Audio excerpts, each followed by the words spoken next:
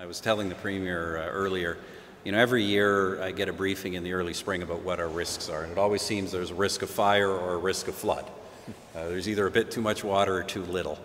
That's just the reality of the geographic conditions in this country. There is already significant coordination between levels of government. We have the Canadian Interagency Firefighting Centre, which works with provinces to move these various resources and equipment back and forth as these situations arise. Obviously, we responded here with the additional provision of Canadian Forces assets. So there are lots of things we can do. But look, I do think, while our focus has to be now on putting out the fires we have, we should sit back. The Premier and others, Premier Clark as well, have suggested other things we could be doing together, and we'll give an examination of those things as we move forward.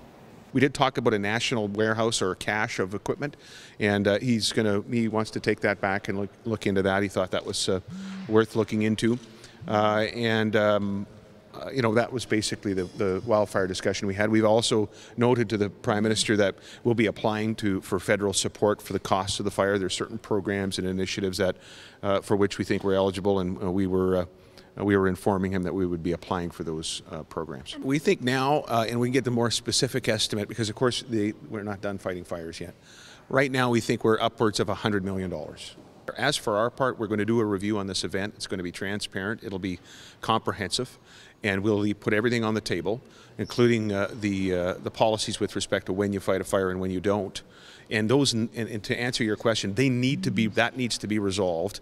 And the federal partnership, perhaps on a cache of equipment or on Canadian Forces training, that has to be decided by April of next year. That's what Premiers mentioned in their communique as well.